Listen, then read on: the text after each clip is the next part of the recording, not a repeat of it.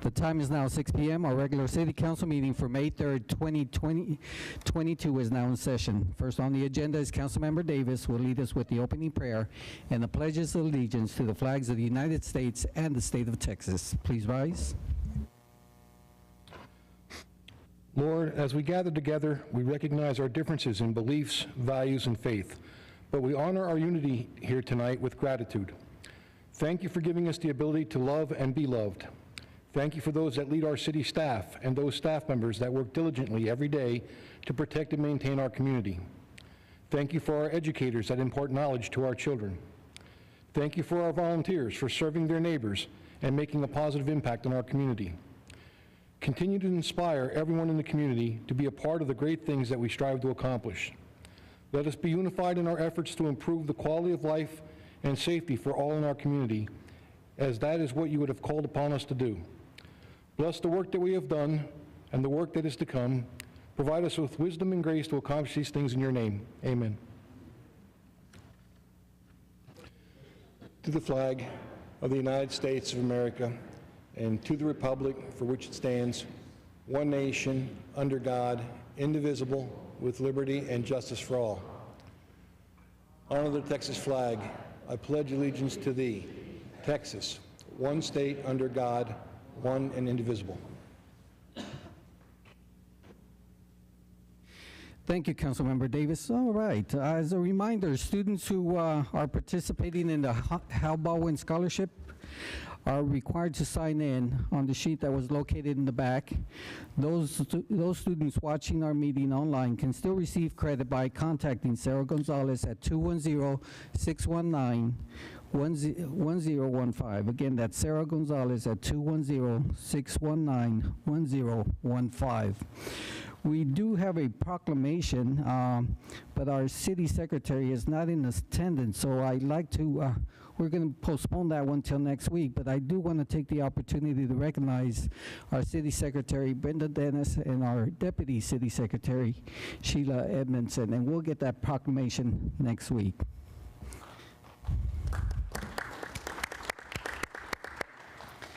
So we'll move on to recognizing our new staff members.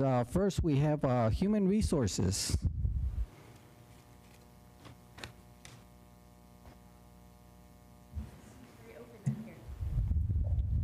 Good evening, Mayor, Council. I'm very pleased to be here tonight to introduce our new HR manager, Ann Latham, who's right here. Leanne was born and raised in Texas, has lived in the Central Texas area for the last 12 years. She graduated with a bachelor's from Stephen F. Austin.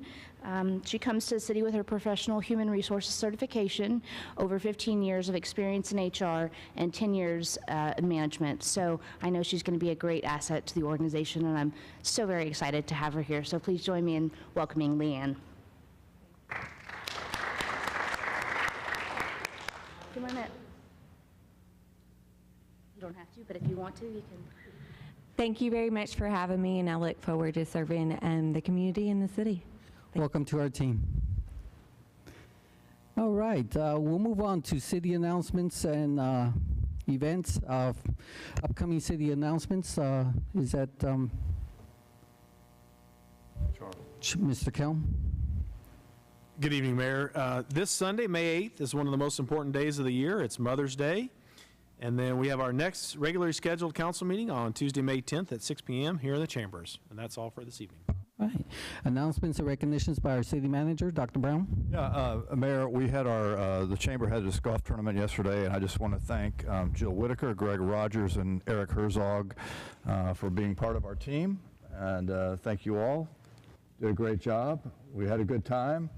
We did not win, but we competed well, and we represented well. So thank you to the team, and really had a good time and really appreciate it. Right, thank you. Announcements and recognitions by the mayor. I do have a couple of them. Today I was honored to attend the change of command ceremony for the 502nd Air Base Wing and bid farewell to General Miller. Thank you for your leadership and your hard work over the years, and the best in the new opportunities that you have. And also welcome General Riggers. Welcome to our community. and we look forward to jointly making an impact in this community. And one final note, I heard Mr. Elon Musk, there's some discussion about relocating the Twitter headquarters. We have plenty of land, and we welcome the opportunity to consider our city for your next project. So please. All right, we'll move on. Get on that, Adrian, right away. Make sure it's on Twitter. All right. Next, we have the hearing of residents. This time is set aside for any person who wishes to address the city council. Each person is limited to 3 minutes, and we ask before addressing the council, for the record, please state your name and address. I see no one signed up, so we'll move on to consent agenda items. However, both consent agenda items have been removed from consent and been placed on discussion. So we'll go straight to discussion items. Item number 1 is the minutes. And the reason it was moved from consent is because there's been a revision. The minutes for our regular meeting on April 26th were not finalized, so that portion has been removed. So item number 1 is the minutes. Consideration and action regarding the approval of the minutes of the SSLGC, the Schertz Seguin Joint Workshop on April 18, 2022. Council, do I have a motion to approve this portion of the discussion items? Second. I have a motion by Councilmember Hayward, second by Councilmember Brown. Any other comments?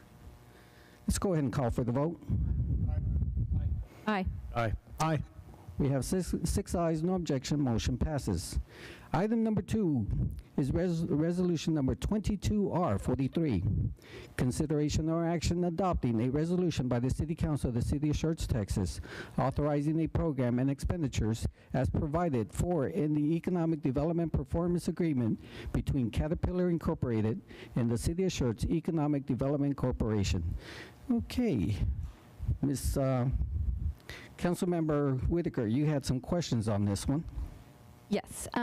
If you could just, we're looking at the fiscal impact, maybe I just got confused, but talks about the total investment is estimated to generate a minimum of $670,000 in new personal property tax over the life of the agreement. So that seems pretty straightforward. So, but I was confused as to the grant of up to $398 issued annually. So is the purpose of this to make more money than we are giving away, correct?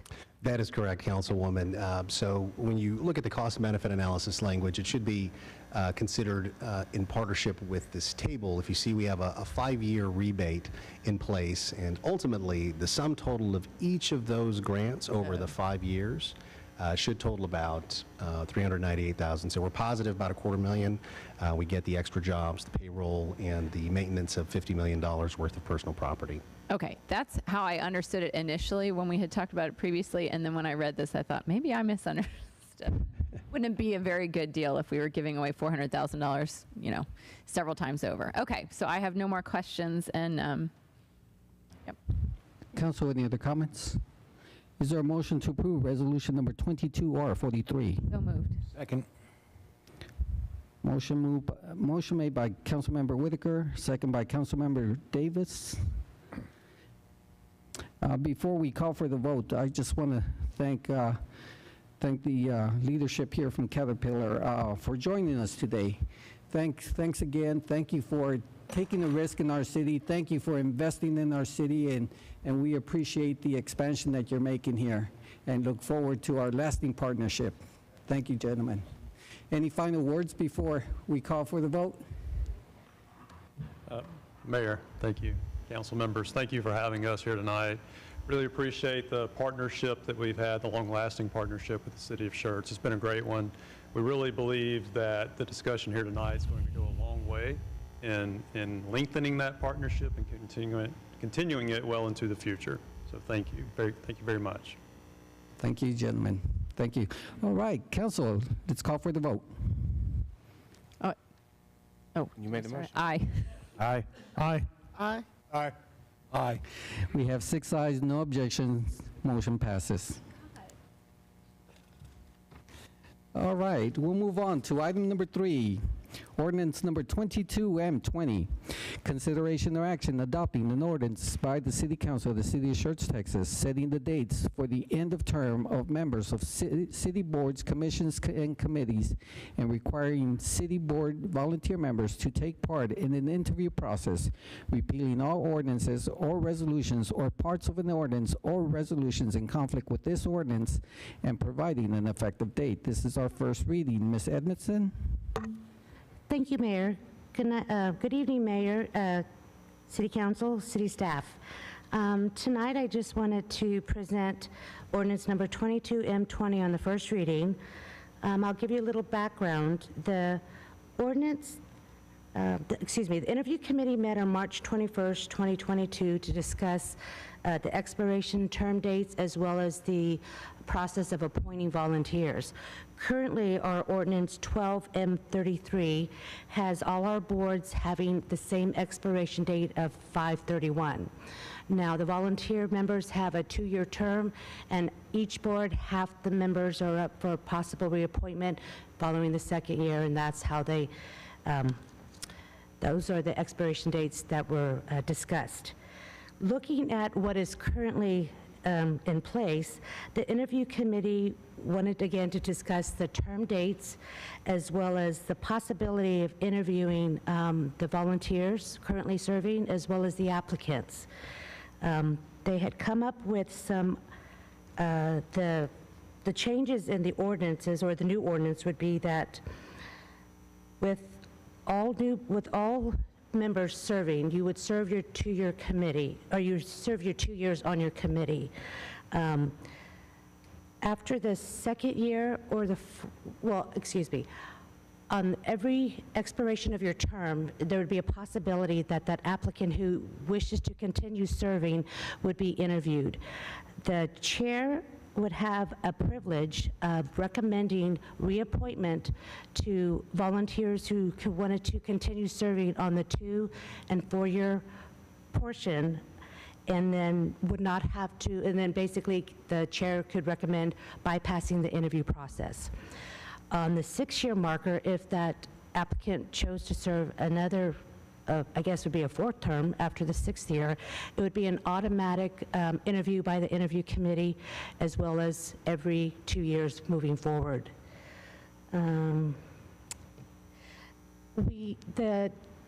The committee thought this was, I will talk about the boards. The boards currently, again, all have the same expiration date. With the ordinance, they would the boards would change their expiration dates, and they divided them into 3 different times of the year. Currently, with our current boards coming up for their expiration in May, Board of Adjustments, the Library Board, Planning and Zoning, and the Capital Improvement Advisory Committee would all have 1-month extension. This would give the interview board 1 month to go ahead and set up interviews and see who would like to come back or possibly be appointed if they submit a new application. So their expiration date would change to June.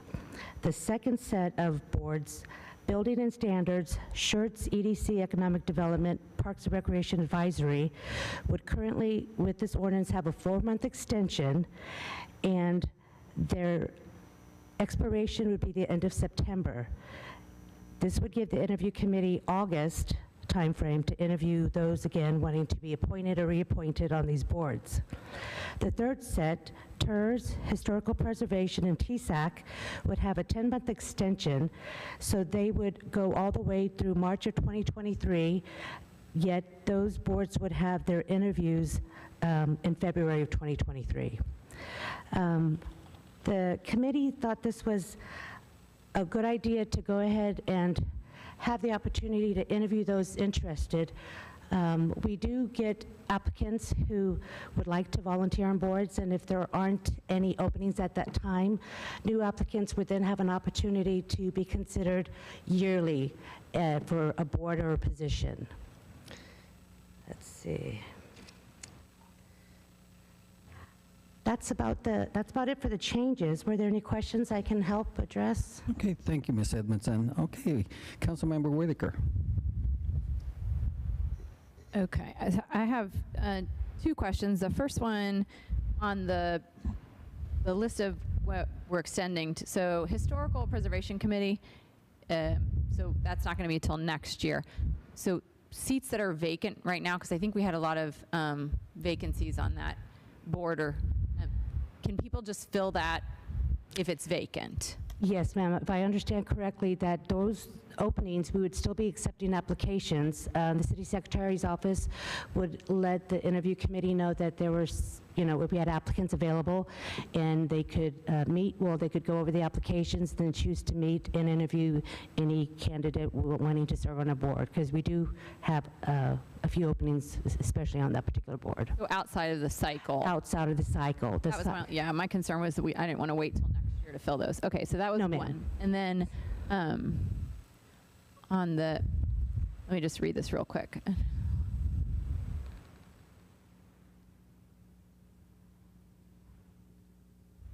Okay, did you change this, the verbiage in the background? It sounded like when I first read it that the chair of the committee could recommend bypassing the interview, but it sounded like it was being recommended at the interview, which would, what's that?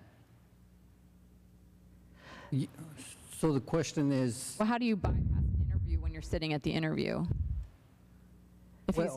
Okay. The question, let me clarify this. Okay. Whether or not the chair will be at the interview process. Yes, sir. Basically is by the chair being there, we can say, I recommend this person, bypass the interview committee. So a simple majority is needed just to bypass the interview. So the process is still there. In other words, if the chair has a privilege, if he chooses or she chooses not to accept that privilege, the interview is still conducted. Okay, I guess So they have to be there. my question would be, what's the point of him recommending to bypass the interview? If we're all present, I feel like it, are we going to save, is it the time savings, or, I'd rather just step through the interview if everyone's there just to, I guess it would make sense to me if in advance of the interview process, A, if nobody else had submitted an application, and B, if the chair said, I recommend this person to continue forward without an interview, then nobody would, and the committee said, okay, then we bypass the interview by not even coming to the interview. But I guess if we're already there, and then the chair says, nobody else has applied, this person has been great, I recommend continuing on, we're all like, great, I guess, we don't talk to them.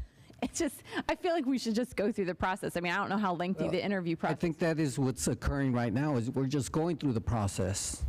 And we're not actually taking into consideration the chair's recommendation at that point before the interview is actually conducted. That's why the presence of both the chair, if the chair chooses not to be there for the interview, then that can basically tell you that he's not accepting that privilege. So the interview would have to be conducted. And even if he was there and he did say, I want to go ahead and take this privilege, it will be up to the board whether or not they will want to interview at that point. I feel like it's an odd request to say that he's recommending no interview. Shouldn't he be recommending the person just be renewed? That he would recommend renewal for the person as opposed to bypassing the interview?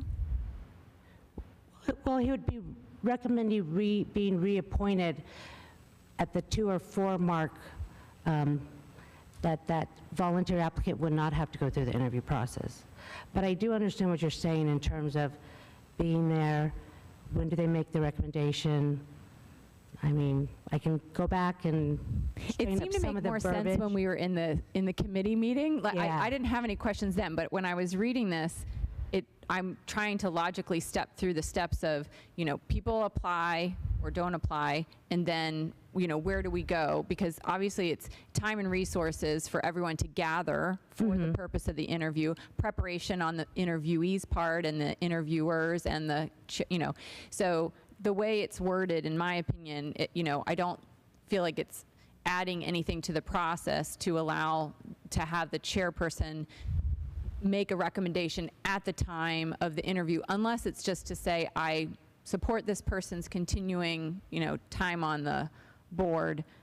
Well, I see Councilmember Dahlen might be able to shed some light on this. So I would concur with Councilwoman Whitaker on this, is that, we talked about giving the chairperson of the various committees the latitude, discretion to allow somebody up for reappointment to bypass the interview at year 2 and year 4. That if we're going to give them that latitude, that I think we need to do that before we would schedule an interview for that individual, simply because, we all have the same amount of time, in hours of a day, and the greatest gift our volunteers are giving us is their time. And I don't want to have a volunteer show up for an interview and then say, oh, okay, we're going to pass you through, you're okay, you can go home now.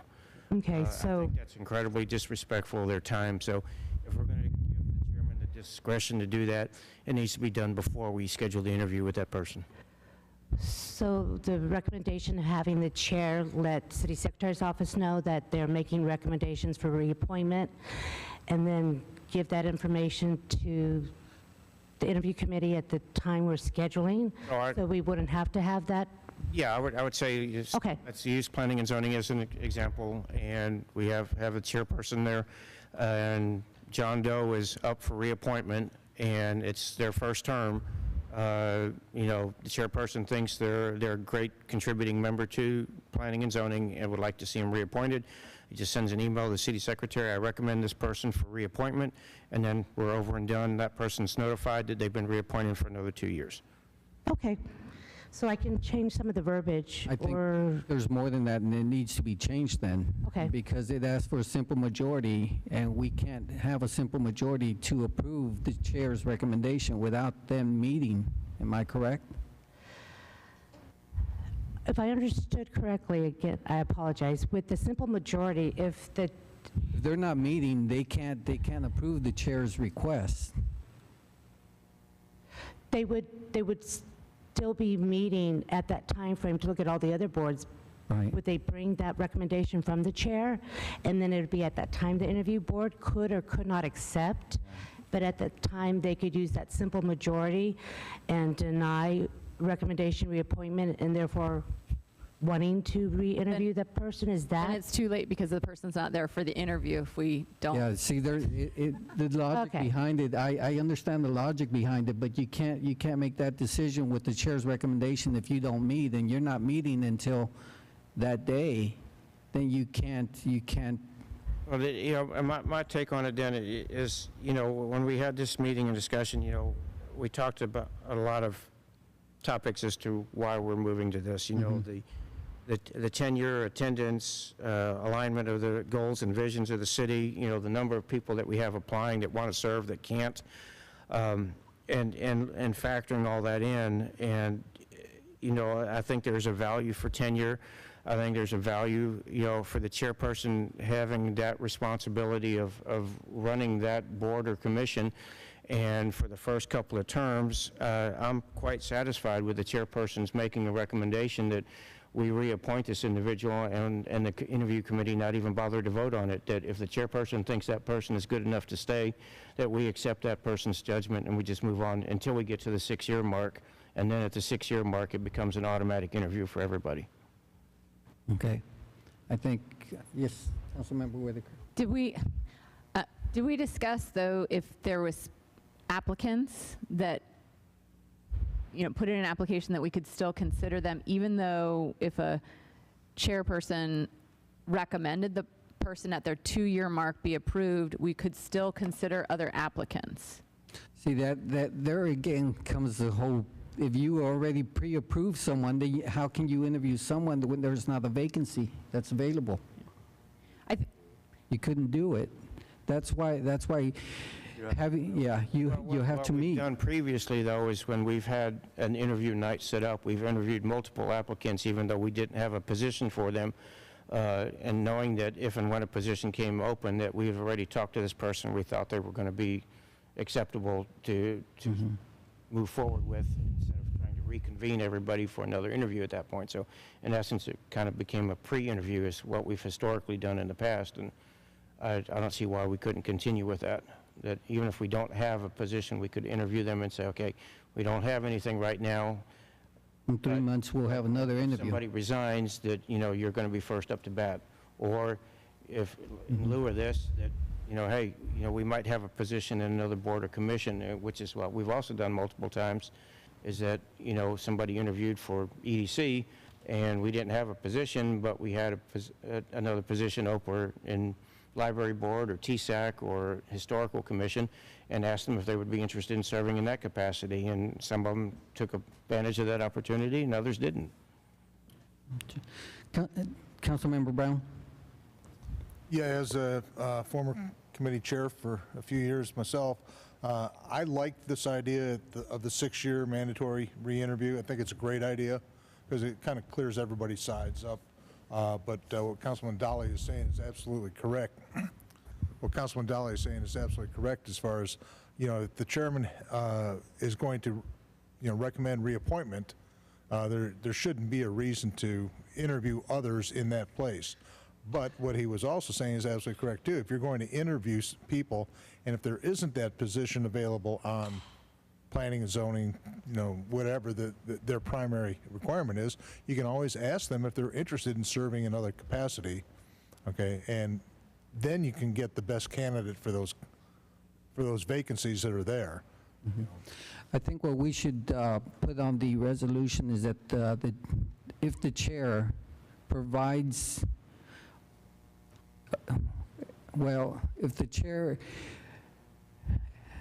uses that privilege, then the interview committee should be advised. I think the chair needs to do it a whole month in advance so that the interview committee can be notified that the privilege is being met here, and then the council will just go through the process of reappointment when they meet at that point.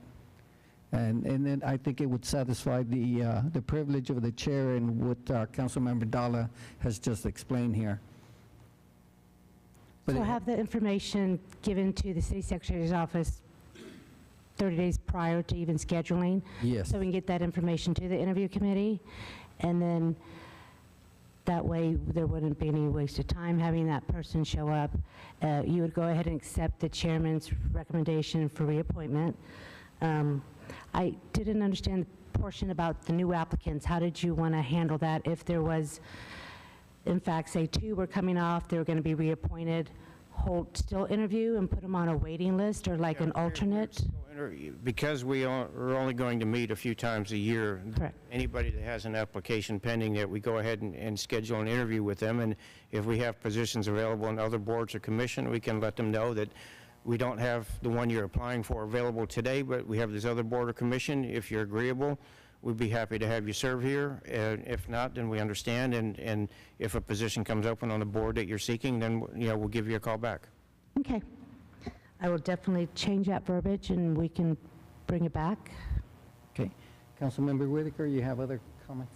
Yes. So if we're going to, again, I don't know if we talked about this in the committee, but if we're going to give the chair that privilege of recommending, and I guess I thought we had decided something else, but it sounds like we're moving forward with basically whatever the chairperson recommends. We just accept that recommendation and move forward with renewing at the 2- and 4-year mark, which is fine. But I would like to say that there should be some guidelines provided to the chair of each committee, just to say, please consider these things, to include attendance, contribution, attitude, whatever it is that we feel like is valuable on that particular committee, just so that they have something that they can think through. My only concern is on a committee that, these are all volunteers, and they have to work closely together and make decisions together, and I think it's going to be awkward if a chairperson does not recommend someone, but then they get renewed, which is possible. So I don't want it to be an automatic, just for the sake of keeping the peace, I'm going to go ahead and, recommend renewal. I just want them to have a thoughtful process, and then they have to, deal with how that impacts the group. But it will be obvious if someone's at the 2 or 4 year mark and they have to come in for an interview that their committee chair did not recommend them to be renewed. So there should be reasonings, because there may be a conversation at some point between that committee member and the chair as to, what that is. And I would like to give them the tools to think through that thoughtfully, when they have to make that decision. Yeah, I think that's perfectly fine. Yeah. Councilmember Brown? Yeah, and, the reality is that we've had people get on committees in the past, and then after the education process finally sits in, and they aren't a good fit, and that's where you have that discussion with the chairman. It says, you just don't fit, and you don't feel comfortable here, you can resign, and that's, no harm, no foul. We have backups, because we interviewed a few extra people. And I know we had a total misfit on economic development one year, and it took about 6 months, but that person left. And it was, kind of uncomfortable, but at the same time, it was the right choice. So, but that's what chairmen get not paid to do too, is have those discussions. Okay, could you clarify the direction on the chair privilege? Remove it? No. Modify it? No, just to create a tool, a list of suggested items to consider when making that decision whether or not to renew. So if we're going to give the chair, this privilege, it's got to be written somewhere. You have the right to do. Gotcha. And then just clarify, these are the things that you should think about. And I don't know if we need to discuss that, but, attendance, the things that we have talked about, attendance, contribution, attitude, and, whether or not this person is providing, a benefit to the committee. I mean, they don't have to write anything. It's just things to consider as they make that decision. What we can do is probably put a letter together for his signature with some of those facts in there. I don't want to create a lot of administrative work, not only for you or the chair, but simply some check marks on some important things that they attended. Councilmember Scagliola, or Mayor Pro Tem. Yeah, when I first read this, the hair stood up on the back of my neck, so pardon me for not being cordial or anything. I was one of the original members when the city decided to put together an interview committee, because things were kind of done ad hoc. Oh, great, you want to be a member of the committee? Which one do you want to be on? Oh, we got an opening there, okay, cool. We thought the process needed to be just a little bit more streamlined than that, or organized. What raised the hair on the back of my neck, though, is there's two things I really, really dislike. One of them is bureaucracy, and the other one is micromanagement. And this reeks of both. I'm sorry. I calmed down, fortunately, before I came here. But I think it has to do with trust. These are our volunteers that are out there. And how do you think it looks to them, making them come in for an interview? Hey, thanks for such a good job. Well done. Now, why don't you come in and talk to us and prove to us that you can still do the job that you've been doing for the past 2 years or so? And I'm thinking to myself, these are volunteers. What kind of compliance rate you going to get with that? Because there's a couple of good songs out there. One of them was, You Can Take This Job and Shove It. I really like that one. And more contemporary, there's a song out there, the ABC song. I can hear that in my head. And as I was reading this, that was what was going through my head. Now, I don't think the process is broken. The chair should be given the authority to say, okay, we have certain members coming up for reappointment. Bada bing, it's done, unless there's a reason otherwise. And if they have a reason otherwise, they should bring that to the powers that be, whoever those powers that be are. And then if there's an opening, well, okay, that speaks for itself. That would be my recommendation, by the way. I'm not in favor of re-interviewing at all. If somebody's doing a good job, you give them a pat on the back and say, thank you very much for your service. Give the chairs a responsibility. Councilmember Hayward.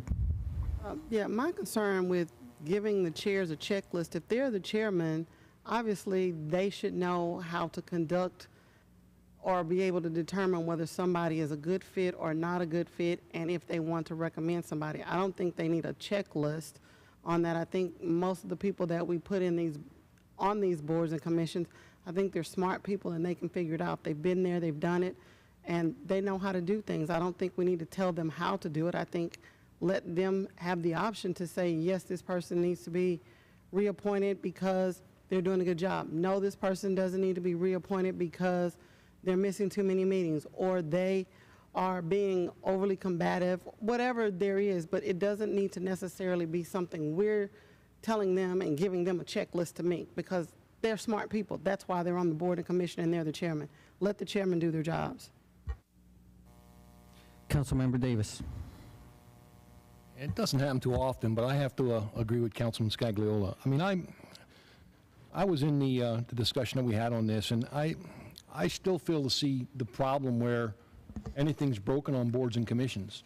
And I've been on the interview committee since I got on city council. I mean, the bottom line is, like he stated, we have people that volunteer, and after they put in their time, now we're saying, oh, by the way, you've got to, the process has been, the city secretary's office reaches out to those that are at the end of their term and ask them if they want to continue on. And as I recall, some people say yes and some people say no. The only problem I've seen with the process since I've been involved in it is we don't get the interview committee together to do interviews when we should be getting the interview committee together to do the interviews. There's been several instances where instead of having an interview committee, I've gotten an email from the city secretary's office that says, hey, we have an opening on this board and we have this person. And I appreciate that email, but at the same time, there's other people that have applied to be on boards and commissions.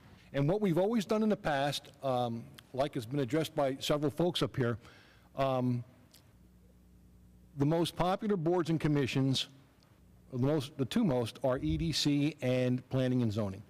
Everybody wants to be on Planning and Zoning, everybody wants to be on EDC. After that, it's probably Parks, and then the rest fall to the bottom. And generally what we do is we sit down and talk with these folks and find out what their backgrounds are and what their interests are. And if we can match them with their first choice, great. It works great for them, it works great for us. In a lot of cases, we end up finding out that they have skills that are applicable to other boards or commissions. And they end up going to other boards and commissions. And I have not heard of any problems, I've not seen any problems where folks just have had a problem if they stay on or if they leave. We've been able to fill vacancies for the most part. I just have a bad feeling about the process that we're talking about changing. It's either we tell everybody that you're volunteering for a board and you're appointed through a board and that term is X, and when we get to that X, whether it's May or August or September, we say, hey, we have X openings on the board, and we advertise it to the entire community and everybody could come in and meet the interview board, or we let it go the way it is where somebody who's existing on the board says, I'd like to continue on, and they continue on, and when there's a vacancy, then we get together to fill the vacancy. But, some of the comments up here were about putting this on the chair. Well, the chairs have the potential to change every year. The boards are the ones that elect their chair. And when we talk about board dynamics and volunteer dynamics, I've spent many years on the TSAC and the Parks Board, and I can tell you from my experience on the Parks Board, there's a lot of times where there was a great difference of opinion among the board members. And I'd hate to see one of our boards get torn apart because Now, whoever happens to be the board chair is deciding that, well, I disagree with where this person wants to take the board, so therefore, I'm not going to recommend them to continue, but this person over here has been in sync with what I want, so yeah, I'm going to go ahead and recommend that they stay on the board, but this person not. And that's one of the situations that we're potentially creating here with allowing the board to come up with a recommendation of whether someone stays on the board or not, or the chairman letting someone stay on the board or not. Again, I'm not convinced that there's a problem with the process. There is a potential problem work-wise, and I mentioned this during the interview, for the city secretary's office and for those serving on the boards and commissions, when we're only doing an interview panel once a year scheduled, because all the boards and commissions end in May. I can recall years where we've had to meet to fill 2 positions, and I can recall times where we've had to meet to fill 10 positions. And we've had 15 or 16 people submit packages to do these things. So, I mean, I can understand changing the timelines, but I just don't see where there's a problem with someone continuing on a board if they're stepping up to volunteer in the community. You know, again, what signal are we sending them, like Councilman Scagliola said, if we say, hey, you had 2 years, but apparently the chair doesn't want you to continue, and we're going to have you come back in and re-interview. I think it's sending a bad signal. If that's what we want to do, then I would recommend that we just don't even worry about the 2-year, 4-year, 6-year mark, that we just say every term is a 2-year term, end of story, and if you're going to reapply, then you reapply like everybody else. Thank you, Councilmember Davis. I tend to agree with you in some cases and Dr. Scagliola on some issues. What it comes down to is community engagement. As Councilmember Davis indicated, he was on 2 boards. What about the opportunities for other citizens that want to be involved in our city, where we don't give them the opportunity to be part of it? We have, I'm sure we have other citizens that are on 2 boards. I hope we don't have any on 3. That's quite a bit, but that's what I'm looking at is, citizens want to be engaged and be part of the city, and we're not giving them the opportunity. And how do we address that?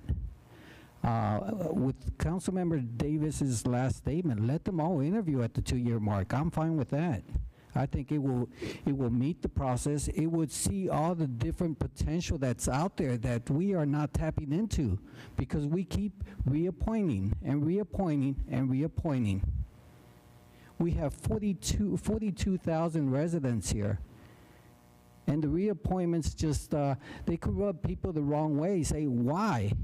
I'm an alternate, I've been showing up, and for the past 2 years, I never got up here. And they disengage. And that sends the wrong message to our residents when they want to be part of this community and we don't allow them. So that's why I say his last statement.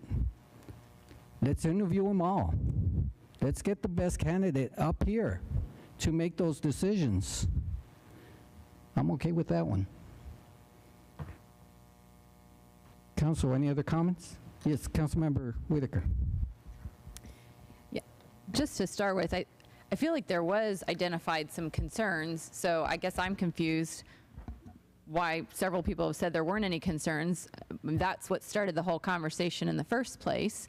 So I'd like to clarify that. That was my impression, that there were some concerns with some boards, and we wanted to do something a little bit different and not keep doing what we were doing to make sure that, like the mayor said, other people might have an opportunity, and that we found the right person for that position. But that's not to say that a re-interview with someone is saying we don't trust them or we don't appreciate them.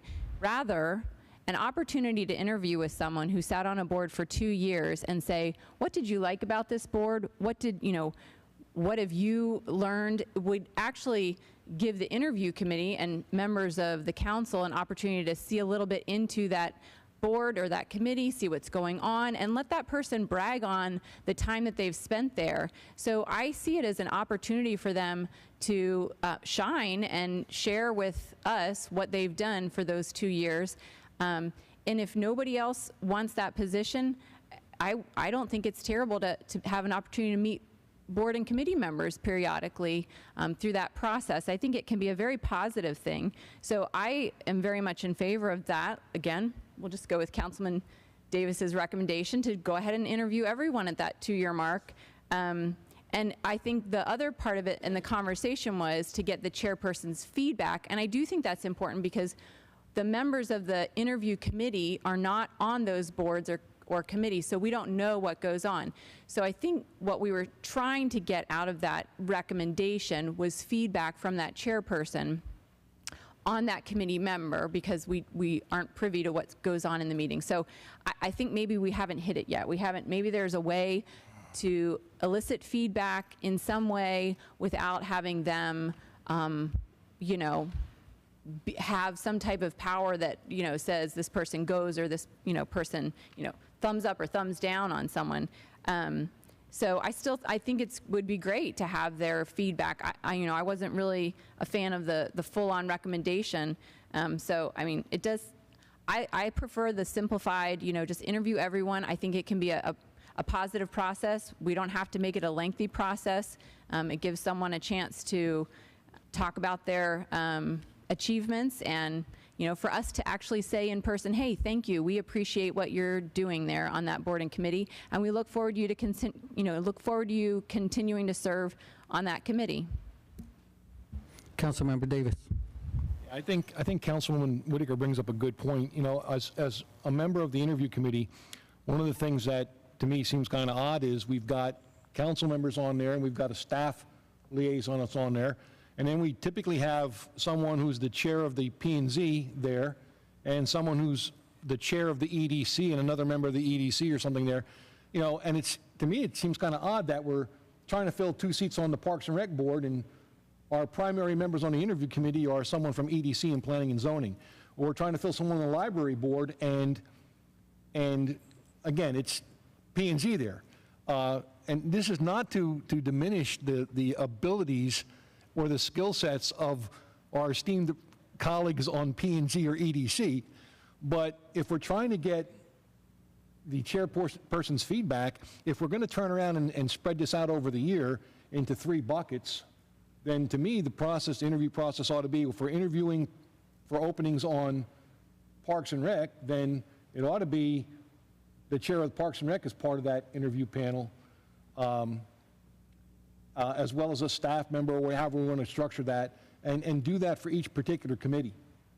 That way, instead of developing some kind of tool out there, you know, or deal with comments behind the scenes, this way, the chairperson is right there at the interview process, and if someone who's due for a mandatory interview because their term is up, if there's an issue, then I would expect the chairperson to step up and say, you've had some great comments, but you missed half of my meetings, or you missed, you know, a third of the meetings or something like that. Do you really have the time to invest in this? And, you know, I think it's probably more appropriate to look at the interview process and make sure we got the right people on that interview panel. And again, instead of asking for a tool or background information, I just think they ought to be involved in it. Excellent point. Just Mayor Pro Tem Scagliola. Yeah, I got a couple of things. Councilmember Davis, you know, I think you agree with me a lot more often than you want to admit, but shh, don't tell anybody, okay? Hey, no, you made a real good point about, you know, what happens if you have a rogue chairman who's trying to stack the deck. We had a problem with that. It was called the Good Old Boys Club. And I think we have, or put mechanisms in place to actually deal with that so it doesn't happen. I don't recall any instances where it has happened recently.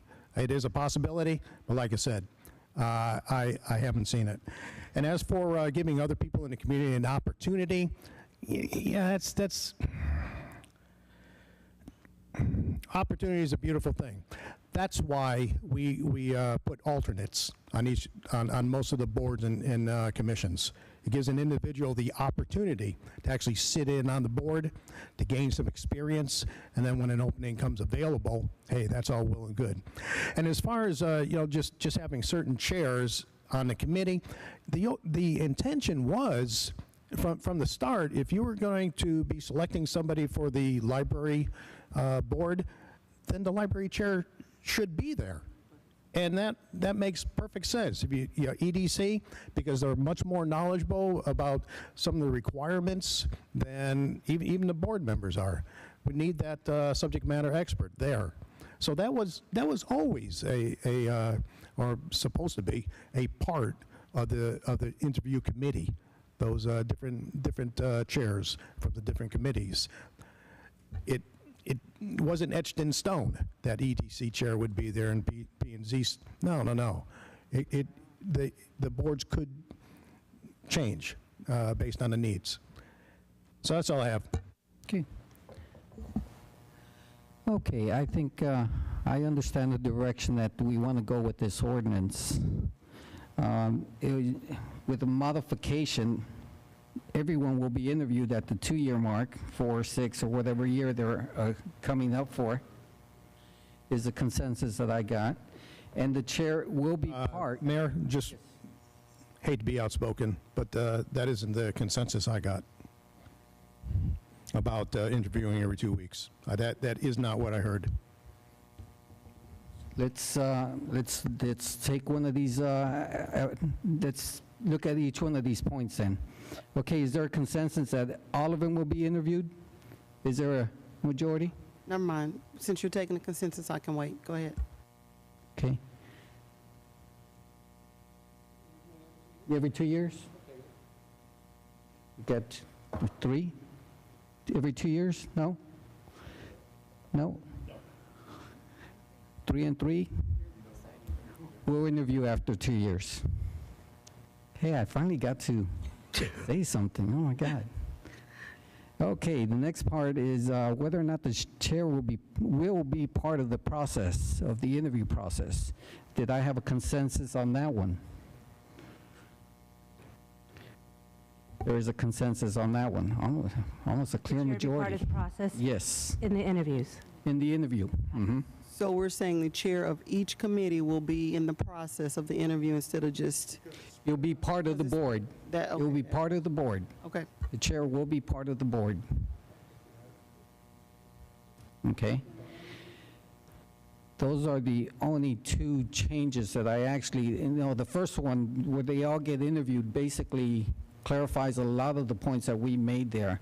There's no, I think there was a consensus that we are going to go ahead and interview at different times for different boards. Am I correct? So the schedule's good? The schedule's good, yes. But did you roll the provision in there that the chair can waive somebody needing to interview? No, that is taken out. Wow, okay. That was taken out. Everybody, there's privilege, no. the chair is going to be part of the interview, so that his input will really have a big say-so in the reappointment. So I think it's implied by him being there, he or she. Okay.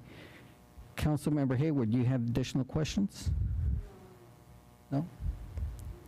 Okay. Should we go ahead and have a motion to approve, or you want to hold off until we get the revisions taken care of? Okay, so there will be no action taken on this one. We'll work on the revisions and get them to council. Yes, sir. Okay. Council, any other comments or questions before we continue? I just have one comment. Yes, Councilmember Hayward. One comment I was going to say is, in going to a lot of the TML training, the different trainings I go to, a lot of the cities actually do re-interviews of committees, and it's also more or less gauging how things are going. So even if they replace them all, they know how they're fitting together and what their thought process is in the way they are, because the chairman is there and giving the feedback on that particular board and how they're all working together or whatever. So it's not unheard of that these are happening. There's a lot of cities that do that on a regular basis. Okay. Yes, Councilmember Whitaker. Do we need to just clarify if anything different happens when the chairperson's term is up? If obviously he can't be on his own interview committee? Then the vice chair. Or just we don't have a... No, I don't think the vice chair should be interviewing the chair.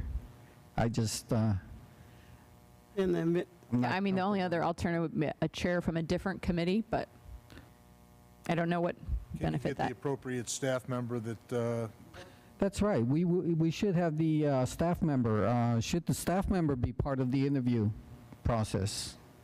I think we said that in general that wasn't a positive. Okay. We will have, in case of the chair, the staff representing that board. You want them to be part of that interview? I thought previously we discussed that is potentially a negative impact for the staff member. Okay. Then one other question. I don't know what they're doing now, but for most of these committees, is it not a vote of the committee to elect their chairman? yes, it is. Yeah. So it's not like we're appointing them. They still have to go back and get re-elected annually by their board or commission. The chairpersons are not appointed by anybody on council or the interview committee. It's all done by the committee. Yeah, once the chair is up for reappointment, it has to be reappointed for the chair, too. The board would be discussing that, correct? Whether they're going to reappoint the chair. So if they reappoint the chair, you're just interviewing the chair as the interview committee? No, because that action takes place after the chair has been reappointed to the committee. And then the chair has to be reappointed as the chair. Are we adding too much bureaucracy? We are. I mean, he has to be interviewed. He has to be interviewed, but I'm thinking we're making this too hard because you're saying, so to me, if the chair is being reappointed by the board, then that chair should just interview with the interview committee, not wait until after, because then that way the board can have the vote before whatever the interview committee time is, so then y'all can interview. Because nobody wants anyone else sitting on that committee, no staff, no vice chair, to interview the chair. So if the chair has already been reelected to be the chair, then they should re-elect the chair before the interview committee meets. So then you're just interviewing the chair. No, if the chair does not get reappointed, then you have to go through the process again. So I think that he has to be back on the board before he can be appointed the chair. But I think if we put, anytime a chair is up for renewal, we make him or her the last person we interview. We take into account how the discussions went with the previous board members during their renewal interview, and then as just the committee without any board member present or staff, we can make the decision based on previous conversations and our experience with the chair, which we're going to have more interaction with them than we would a board member. That's true. The interaction with the rest of the board will be there prior to his or her interview. Any other comments? Okay, I think we have a direction on how to bring this back to council. I think we thoroughly beat this to death. Well, that's a good thing. At least we're in the right direction. All right, we have a couple of workshops. First, what we have is a workshop discussion on the rising printing cost and paper supply concerns for the Schertz magazine. Ms. Klepper, floor is yours. Good evening, Mayor and Council. So let me see here. I need to get the... Okay. All right, so I need to go back to the beginning. Okay, so Linda Klepper, I am the Public Affairs Director for the City of Schertz, and I am going to go ahead and give you guys an overview of the magazine. You guys all generally know what it is. It was created in 2008 in its current format. and it has gone through several changes over the years just to make it more in line with what our mission is, which is to share information with our residents about services, programs, and projects that the city is working on. It also provides an avenue for local businesses to advertise, and that helps offset our magazine costs. According to our citizen satisfaction surveys in 2016, 2019, and 2021, it is the #1 source of information for our residents. And as staff spends most of their time and resources on this product, I would hope that that would be our #1 tool because we do spend a lot of time and effort into this project. We do want to bring forward just a concern to talk with you guys about a couple of options, printing costs and supply chain issues. So the paper industry is not immune to sort of some of the effects that other industries have felt due to COVID or recent downturns, and so we're here to kind of go through that with you guys. So just an overview on our magazine cost categories. We have design services, so we contract out for design. We contract out for printing. We have to pay for postage to mail it, shipping for the magazines to get here from Fulton, Missouri, and then we also pay some professional writers and photographers to cover the events and the things that we need covered. And then we also have advertising revenue, which helps offset these costs. So here's a projection for this fiscal year. Again, these are projected numbers. Design services, postage, professional writers and photographers, those are pretty spot on with what we should be spending by the end of the year. Printing services, there's a star next to that one because we're not entirely sure if that number will increase. We have continued to see monthly increases since January in printing, and so that number is projected based on what we've been seeing. However, we don't have a crystal ball to see what the prices may be next month or the month after, and so there's a star there as that number may be a little bit higher by the end of the year. So after revenues, total net costs about $94,000. So a look over the past 5 years. So 2021-22 is not the highest that we've paid for the magazine. So that was in 18-19. That was the last time that I came to council to talk about the magazine. And one of the things that we changed in 2019 was our designer. And so you'll see that bottom blue bar, the graphic design services, it was much higher in those early years. And as you can see with our new designer, we were able to cut costs about $30,000 a year. However, our printing has grown so much that we're eating into that $30,000 savings, and it's disappearing and dwindling, and so we've got that coming up. Just to give you a look at the paper index pricing, March 21 through March 22, this is what the market's been doing. We didn't see an impact until July, and I believe it's probably because our printer had our stock of paper on hand and wasn't having to place an order until that point. And then they realized, hey, these prices are really coming up. We're gonna have to pass that on to you guys. So our printing contract currently expires at the end of September. And we do have some concerns with cost and paper supply, so we wanted to come get feedback from you guys. Increasing costs each month. So last April, we were paying about $7,500 for the magazine, and that was about what we've been paying for probably the last 5 years. Fluctuates anywhere from $7,500 to $7,700, but certainly we weren't regularly or even frequently going over $8,000. However, this past month, we just paid the invoice for $10,300 for the magazine. We do print 500 more copies than we did this time last year. So we've been mailing more as we have more people move to Schertz. We add to that mailing list, and so there is 500 more built in there. So that 38% increase is not all due to price. It's about 28% is due to the paper price increase. Supply chain issues have impacted us. So last August, we actually got the magazine out, I think maybe a day or two late, but we were alerted by the printer in July when we uploaded the magazine that they did not have our paper in stock and that they weren't expecting a shipment until August 9th. So they wouldn't have our magazine printed or even shipped out until August 15th. We quickly got on the phone with them, had some conversations, wanted to be aware of what the paper issues were, and they were somehow able to come up with some stock for us for that month. However, in October, the same thing occurred. They were not able to get the stock of paper, and we were delayed, and I think it came out on the 9th. Last month's delay was actually due to a labor shortage from the printer. So they had somebody that ran their mailing who was not there for medical reasons, I believe, and it bottlenecked a lot of their operations, and they weren't able to get us out on time. So we're looking at one option, which is to go out for a printing RFP. There's some potential outcomes we want to make you guys aware of. So the cost could come back higher than we're expecting. So obviously, this is, the paper market's pretty volatile right now, and nobody knows when it's going to flatten out, plateau, and even maybe start to come down.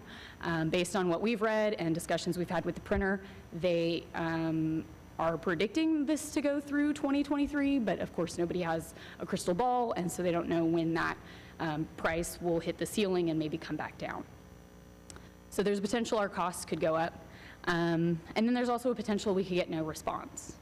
So we did reach out informally to a couple of local printers just to kind of see, hey, are we seeing the same sort of issues locally as we are with Fulton?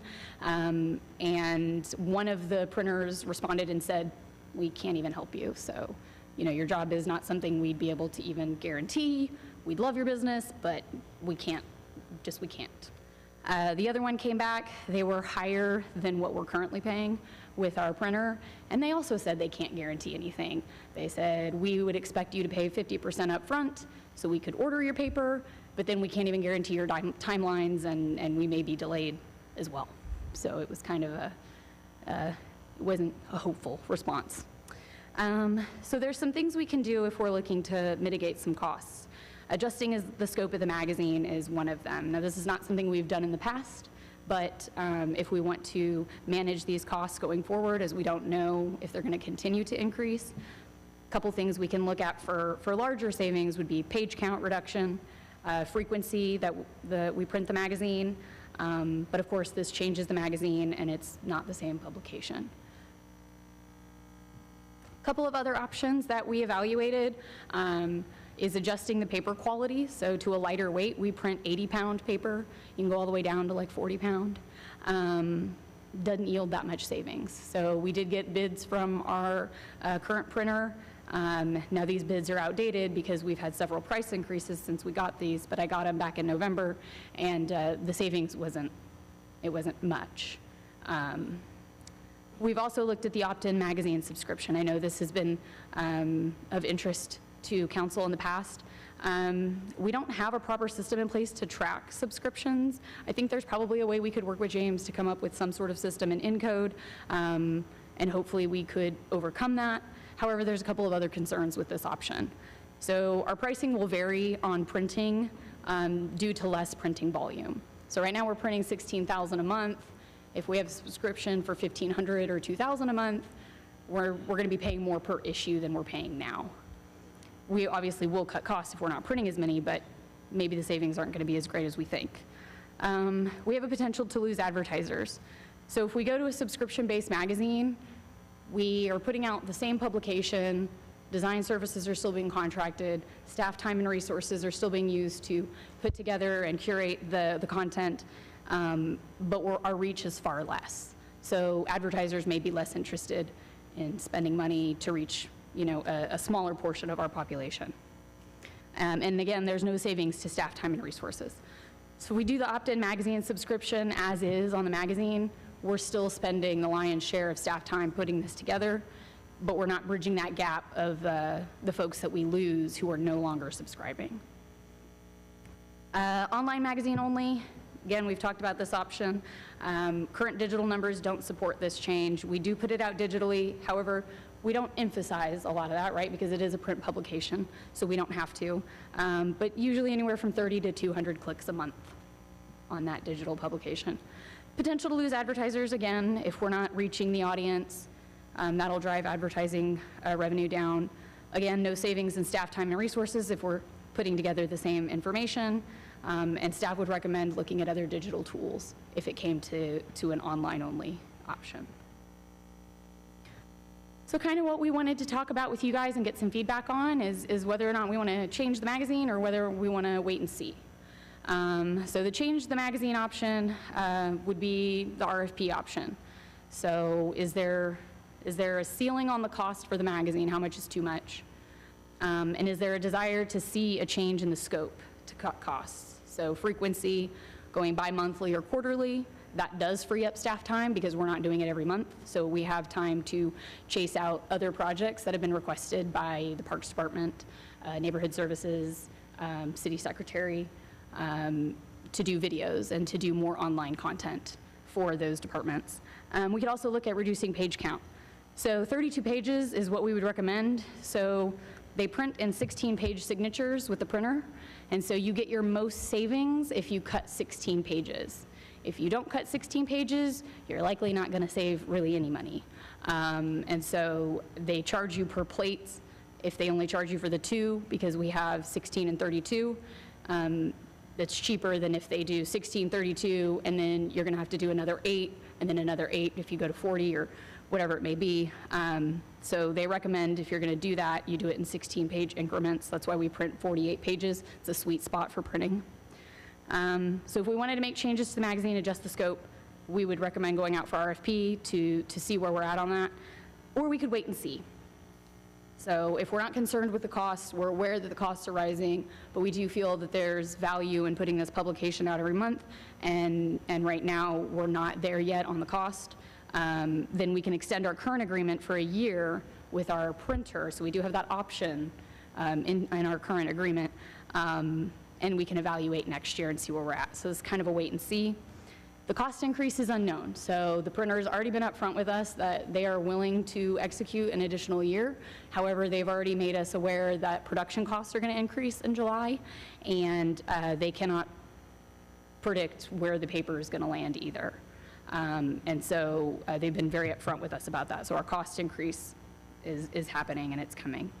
And then paper supply is still a concern. So we can wait and see, and we can extend the year, but we could still encounter paper supply issues, because generally, I mean, at the heart of it, that's what the problem is there's just not enough supply on the paper. The demand went really low when COVID hit.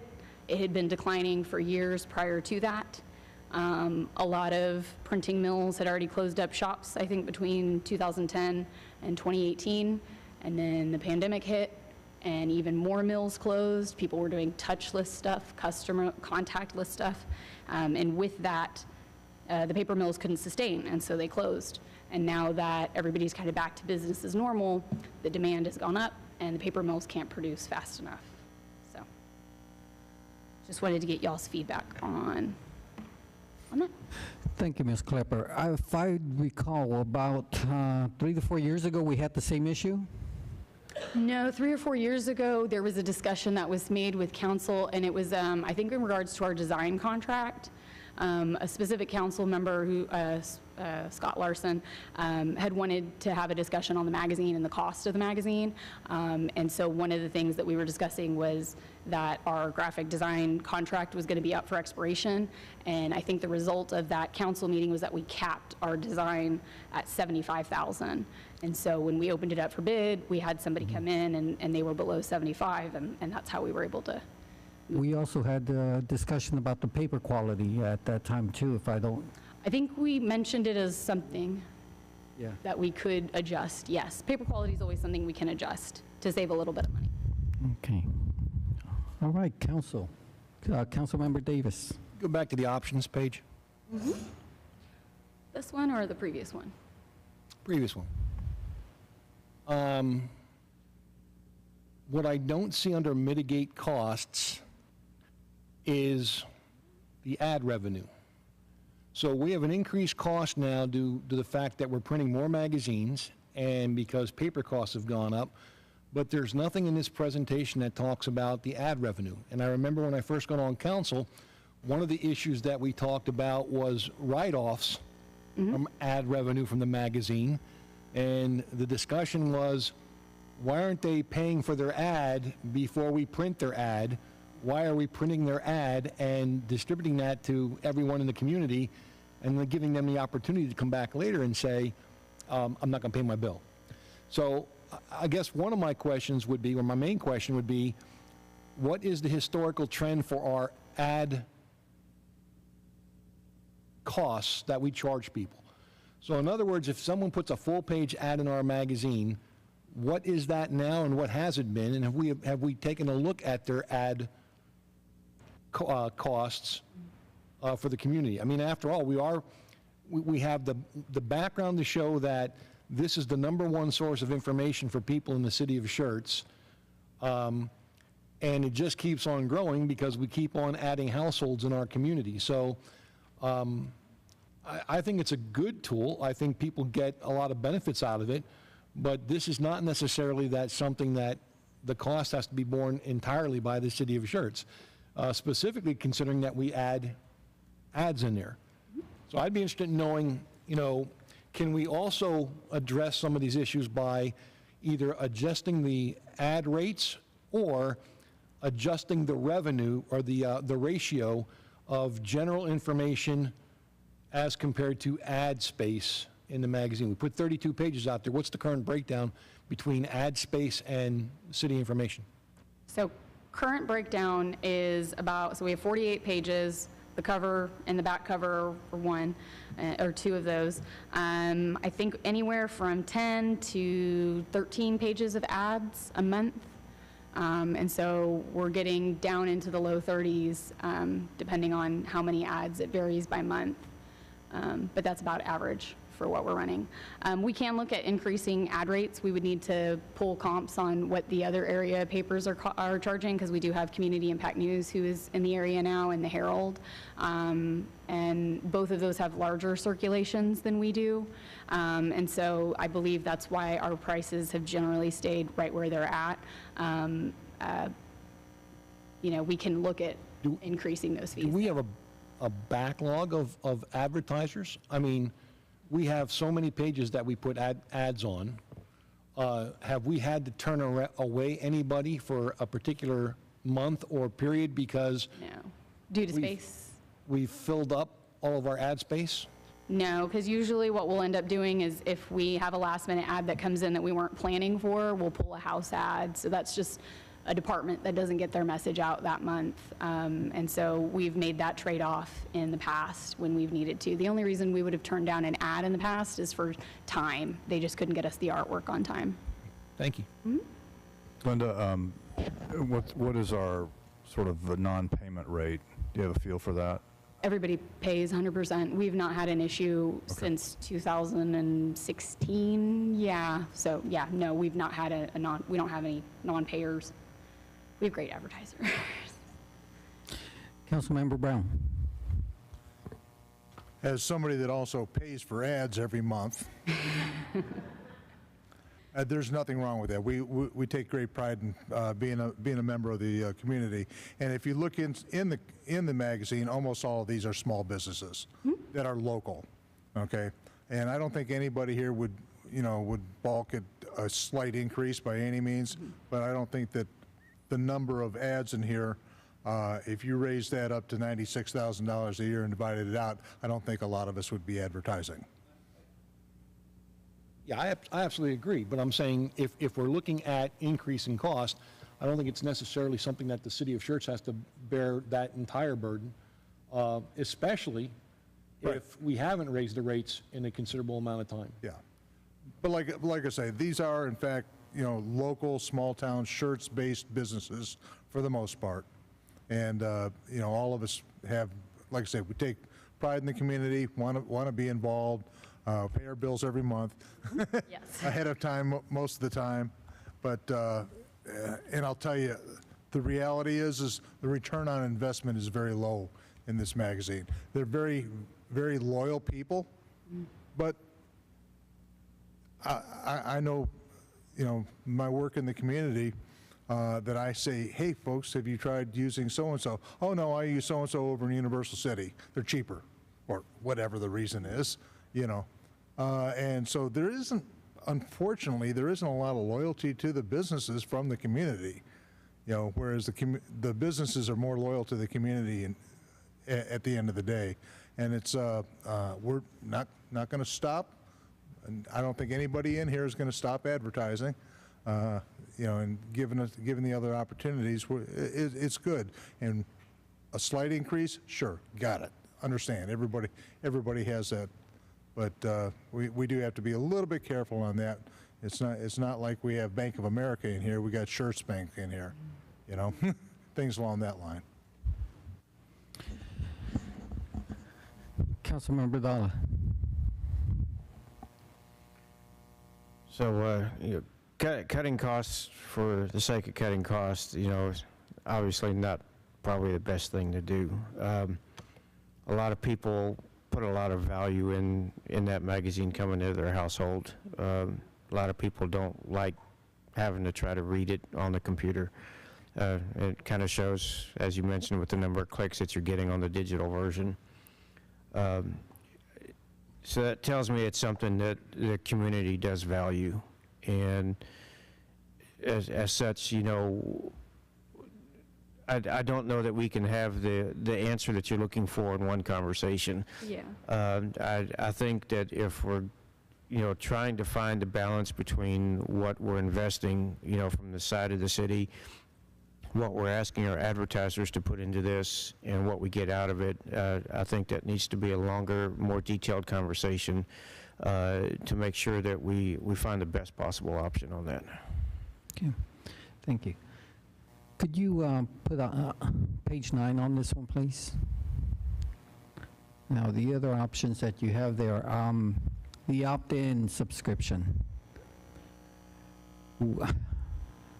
We will still have paper for those that wanted the actual physical magazine on this opt-in subscription, if I'm not mistaken. So the opt-in basically is everybody goes electronic unless you want a paper. So that is an option. So we could either go electronic, I guess it wouldn't hurt to do that if we're putting it together. So yeah, or you could opt in to get it mailed to you. Okay. Just one more comment there. In the advertising world, digital advertising is getting less and less and less impact. All right, people are tired of it. They don't want to see it. All right, and where print advertising is making a comeback, and like I say, the advertisers you have here, I don't think are going to go away. All right, and the people appreciate the magazine. I agree that we need to figure out a way to, I don't know, maybe do 8 magazines versus 12. Does that make sense? I don't know. I don't want to say every other month or every quarter. I don't think that's enough because we still have a lot of community information that's in there. When you look in here, I mean, there's a lot of stuff in there about the community. We're promoting Schertz, okay? It isn't just, we're not just trying to get information to everybody. We're promoting Schertz, all of our activities. All of the things that we do, we're getting people involved. So there's a lot of intrinsic value here, but just from a digital advertising perspective, the impact has gone down dramatically in the last couple of years. Councilmember Haven.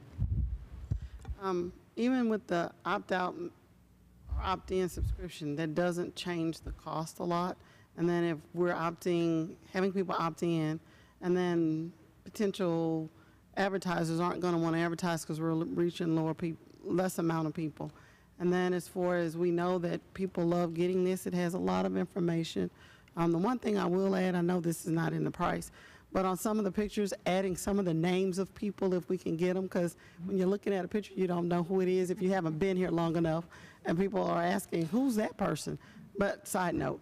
But the digital, when we think about digital, a lot of people shy away from it, even like when you think about it, when you're searching something in Google, what pops in your Facebook or someplace else and you get irritated because it popped up because you did a search for something else. People are irritated with that. And I know people love the paper copy. You see it everywhere. Everybody takes it. It's easier on your eyes to read. I don't even read if I don't have to digital, even when it comes in the inbox, because I don't like the iPad. I just can't zoom out enough, and I can at least put on my cheaters and read it. And I know that people enjoy this, and so I know we keep having the conversation, as far as what to do next. I know we had a conversation when I first got on council to even get rid of the magazine, but we know that we still have aging population, and they rely on this magazine a lot to get information. So maybe if we cut it down a few, maybe additions, it might work. I don't even know if that's going to be costly, like Councilmember Brown said, like maybe 8. But even then, it's like it's still a lot of information that would be missed. I think if we go lower. So it's kind of hard, and I have to go with Councilman Dollar. This is going to be a long time discussion. It's not quite there because for me, I know it's going to cost us more to keep going forward, but we know that the people in the area love the magazine and get the information out of it. And I'm sorry I sound funny, but I'm still trying. My voice won't come back, and I feel like I sound horrible. You're still getting better. And I'm having a hard time talking, but I just think, and then like, with the advertisers that are in here, for me, I look at things and try to go with them if it's something I need. And maybe it's also looking at other people that are in the city that potentially might want to advertise and say, hey, here's a deal we'll give you to try it out and see what happens. Not like we're giving it to them for free, but because we have so many other businesses that are coming into the area with all the ribbon cuttings we have. And so I'm thinking maybe that's a time to reach out to them to maybe see if that's something they're looking for. Because I know this is important to the residents, and I look forward to it. Maybe to save a copy, don't mail me one since I get one here. So we do rack them. I know y'all don't handle that, And for me, I'd be even willing to pay monthly to get the magazine. So I don't have a problem with going on my water bill for a little bit of money, to offset the cost if it's like $5 a month or whatever it is. I don't know. I don't want to put that out on residents, but for me, I wouldn't have a problem, for $5 even a month or $5 a year. It's minimal compared to magazines like this quality. You're paying a lot of money for those in a store. So just a thought. Councilmember Hayward, we are accepting donations. When I hit the lottery, I'll give a donation. No, Is there a donation option on your monthly water or electric bill?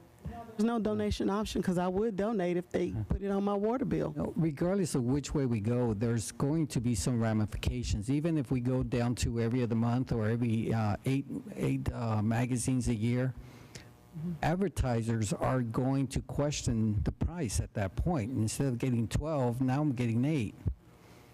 It's not an easy thing. It's not an easy decision because each one of them is going to have an adverse effect some way.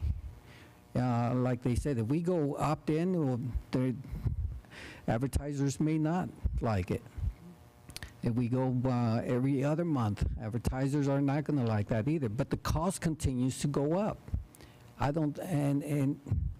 I think there's it will continue to go up, and we'll see this discussion another 3 years because the prices just escalate.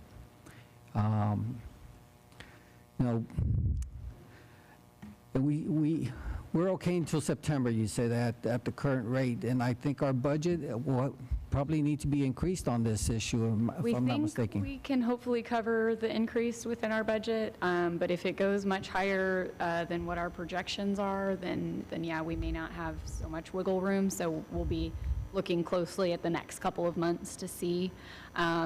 So the current contract, we are good through September, and then we could even extend for an additional year if we want to have a longer conversation and review some more options and go into more detail on different options. We can do that.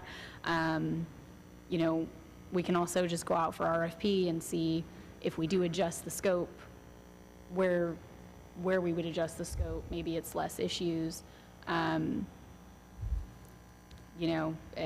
If we went to that, I mean, it does yield savings, and so I don't know that I'd be so concerned we would lose advertisers on that because we still have the same reach and we do charge by the month,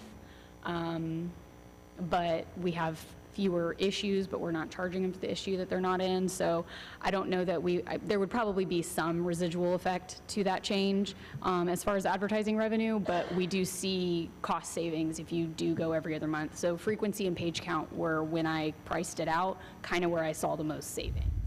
And so that's why like the paperweight is on here, but it didn't yield a whole lot of savings. It maybe was like $300 or $400 a month, and so not significant savings, but coupled with staff time savings, frequency change, we could still produce and put out the same content. And even if we're missing a month of the magazine, that doesn't mean we're missing a month of our message, because we would be putting blog posts out on the website. And so maybe it's a different form of communication, and maybe it's not the same way folks are used to seeing it, but we would still be tasked with getting that message out to residents and still keeping up with that information, because that's what we're here for. So we would still try to find workarounds for that, to get that message out. But again, there's, there's the wait and see option, and so if that's what everybody's, leaning towards, we can just extend our current agreement. We understand there's going to be a production cost increase that's coming our way with that, and then also paper supply increase, or paper cost increase. So, and then paper supply is just still going to be a concern. The printer just, wishes they had better news for us, but, we asked them what they kind of felt the future held for that, and they just said there's no certainty when it comes to discussing paper right now. So. Well, Julie, do you think, if we extended for a year, could we get them to agree to some fixed increase, or was that just be totally off the table? I think just given what we're seeing with the paper index, they're going to want us to accommodate that index and allow them a certain percentage based on what the index is doing. I don't think we could get a flat rate just because of the volatility of the paper market right now. And could we get the index to be limited, or? I mean, yeah, we could say that you can only increase based on the percentage that the increase is in, or that the index is increasing. But I don't know if you saw that slide. Where is it at? It's so, from November to December, there was a huge increase, and I don't feel like we saw the entirety of that increase. I think they ate some of that, and it's just continuing to rise. So I can't, with any certainty, say that they would be willing to agree to that. I mean, do they want our business, or, do they value our business, or are they, what point do they say, yeah, we value your business, but? I think that this company is a rather large company. When we entered this contract, it was a smaller run operation. I think we had a more personal relationship with them from a business standpoint. This company is a nationwide, almost world-renowned printing company. But because of the size of our publication, the small mom-and-pop companies don't have the bandwidth to print our publication, and the ones that do have the bandwidth just see us as low man on the totem pole with regards to their customer base.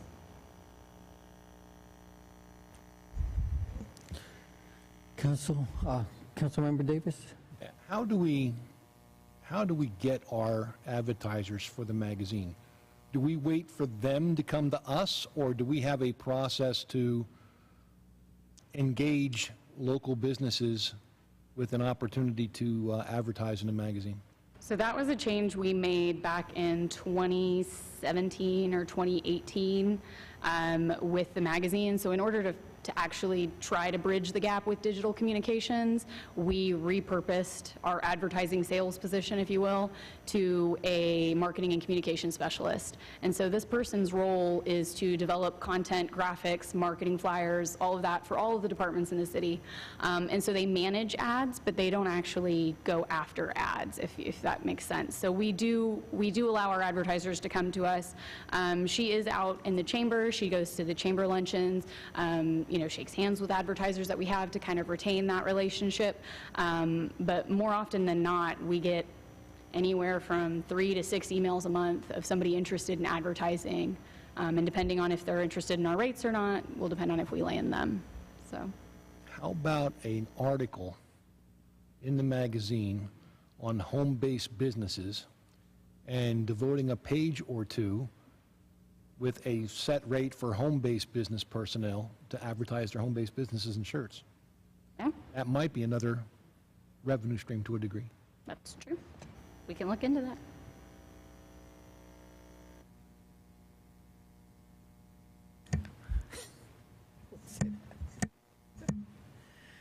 Council, any other comments?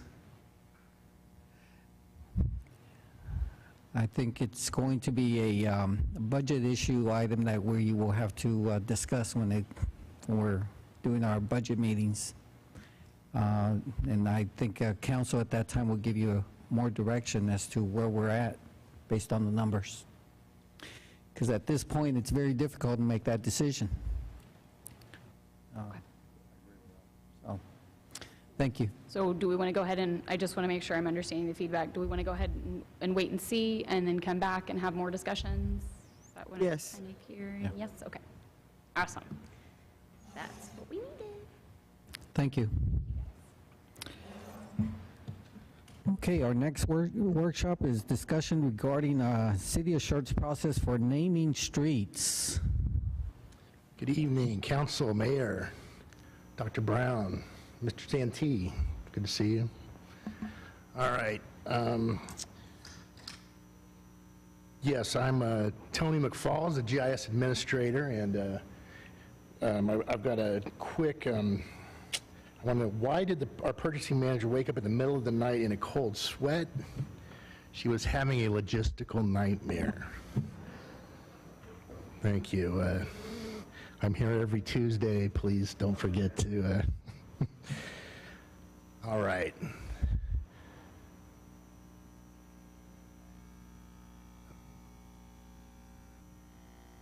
The street naming process. On your request, I wanted to give you just a quick overview of the process that we go through. It's basically 4 steps. There's an application process, a review and approval with collaboration of outside organizations, counties, Bear Metro. Until recently, the post office was involved. They've recently withdrawn their participation in it. They've changed the way that they manage their business, and they've decided that they don't want to be involved in it. It then comes back to the city, once it's been through these organizations, for a developmental review for our planning process or development process. And then the final step that actually makes it a bound document is a recordation with the county. Like I said, the application process is a collaboration between the counties. We've got Guadalupe County, the Road and Bridge Department, the county engineers in Comal, and Bear Metro handles any requests that fall in Bear County. Bear County itself doesn't get involved in the street naming process. Hey, Tony, applicants often will come directly to us to start the process. Get here. Certainly, applicants can start with us, or they can go directly to the counties, or they can go to Bear Metro. We collaborate and follow the process. The developer may provide, say, a large subdivision, 40 or 50 names that they will submit for approval. It'll go through different processes.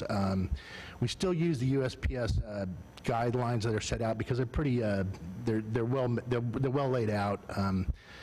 In the past, the length of the street names were important more for database and attribute information. It's not as important nowadays with modern technology, but they're also, we don't want a real long name on a small street sign because it makes it hard to see from driving. Acceptable suffixes, and then the master address guide, Bear Metro manages emergency response for the 3 county areas. We want to try to avoid having similar names in similar jurisdictions. You don't want to confuse an ambulance that might have to go to Cibola with a similar name that might also be in Schertz. So that's one of the reasons that Bear Metro, once those organizations have approved it, they send it back to us, and it's part of our planning review process. We may suggest moving names around.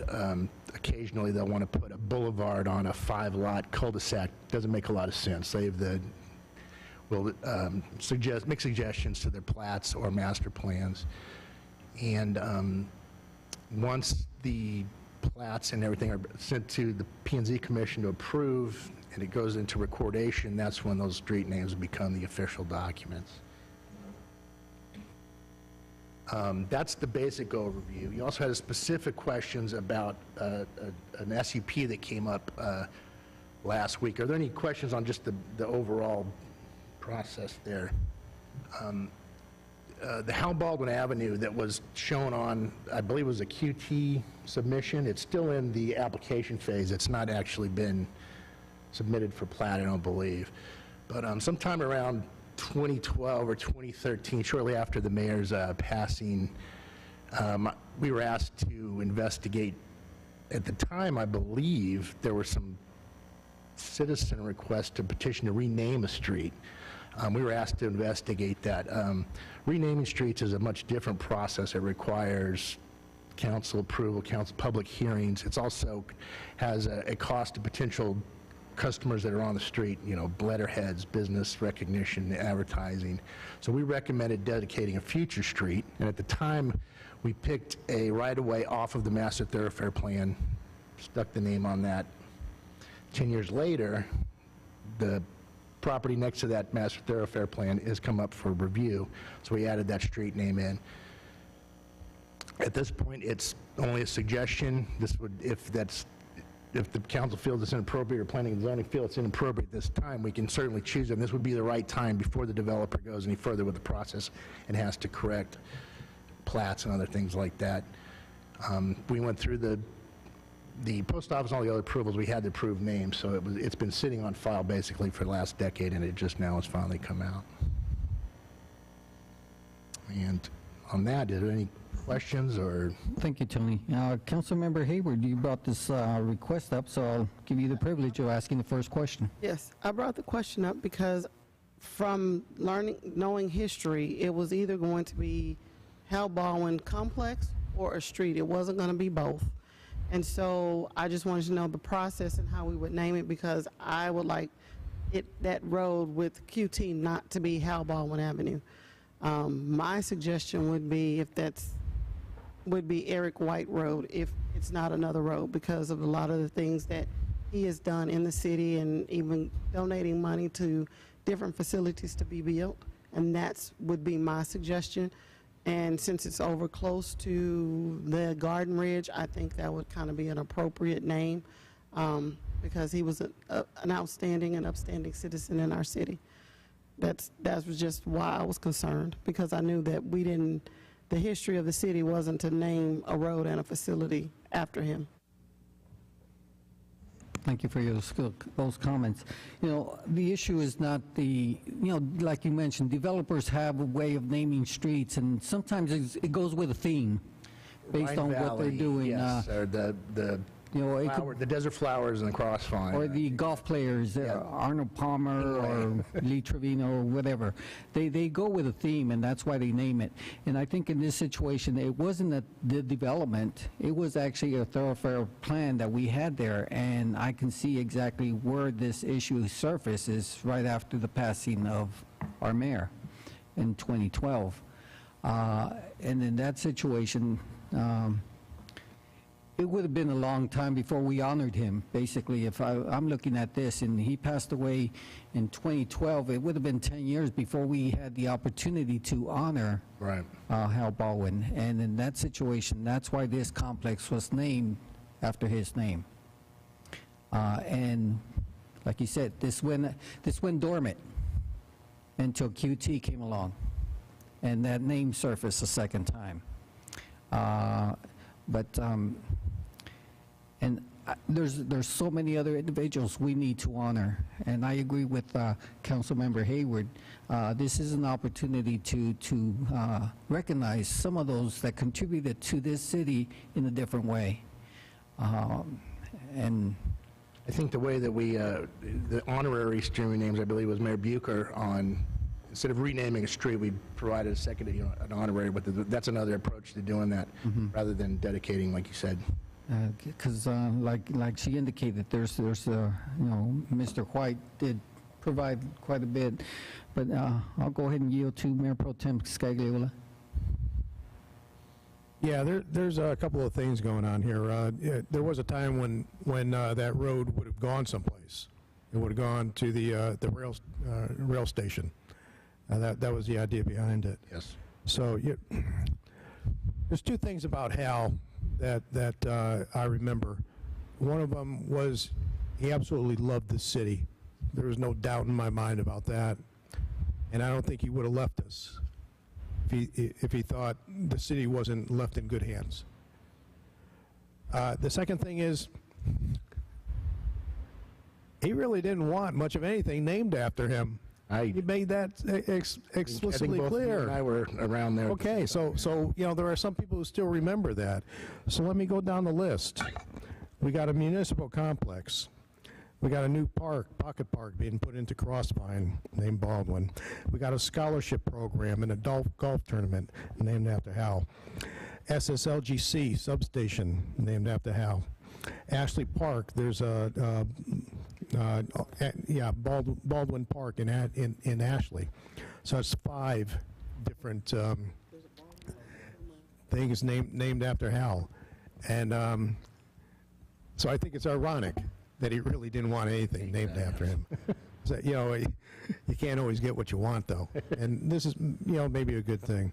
Yeah, I really don't have a problem with rename that stretch after Eric White. Eric was a good man. I'm just wondering if a road closer to where his office was, it wouldn't be more appropriate. And if you want to cut down on really a lot of hassle, just continue Cibolo Valley Drive all the way across that highway. You know, that would be the simplest solution. You know, some people say, oh, no, we're going to name after Hal because it'd be a poke in the eye to Cibolo. No, come on. I think we're beyond those days. The simple solution, that would be the simple solution, by the way. I think, quite frankly, it would be a disservice to name the shortest avenue in the city after our former mayor. That's all I have, sir. Okay, Councilmember Dalla. I worked with Hal a number of years ago to get about 6.5 square miles of land released from San Antonio to become Schertz. Part of that 6.5 square miles is where I currently reside and have for the last 20 years. And certainly appreciated Hal's assistance in working through that and getting it done. And I got to know Hal fairly well. And I definitely agree with Mayor Pro Tem Scagliola's comments about how loving the city. He put in many, many years of effort, did a lot of things for the city, and his contributions, you know, are you know, indescribable. And the things that he did that people saw, and all the things he did behind the scenes that nobody saw. But I think Hal's legacy is here in the municipal complex and not on a street. And I would agree with both Allison and David that you know, we have other highly valued people in this community that have given a lot, both of their time, their energy, their spirit, as well as financial contributions, specifically Eric White with $1 million contribution that he made for the library. I don't know if this street would be appropriate to name after Mr. White, but the point being is that there are a lot of people that have given a lot that would also deserve recognition, and that's my take on it. Councilmember Davis. I mean, I have to agree with Councilman Dahl and Mayor Pro Tem Scagliola. There are certainly, yet twice in one night. Wow. I may not be able to sleep tonight. The community has certainly rallied behind the memory of Hal Baldwin. And I agree, I think the most appropriate thing was naming the municipal complex after him. With regards to this particular road, again, having a background in the law enforcement world and being a former firefighter and all that kind of stuff, I'm not a big fan of multiple names everywhere you look. I kind of like the idea presented by Councilman Scagliola. If the ultimate part of this, if the ultimate vision of the thoroughfare plan is to take that stretch of road and connect it to 2252 all the way out, to me, just renaming it Cibolo Valley Drive as one long stretch probably makes the most sense. Having said that, again, Mr. White has been a incredible supporter of our community over the years. As was just mentioned, he made a significant donation to the library that made the library possible. I mean, we can add that to the library as part of the Schertz Public Library. Beyond that, I'm not a big fan of council throwing up names of individuals for roadways and stuff like that. We have a process in the city where as we name a park, the Parks Board our volunteers that we just talked about earlier on the Parks Board come up with names that they recommend for parks, and it comes up to council, and we either say yes or we say no, go back and try again.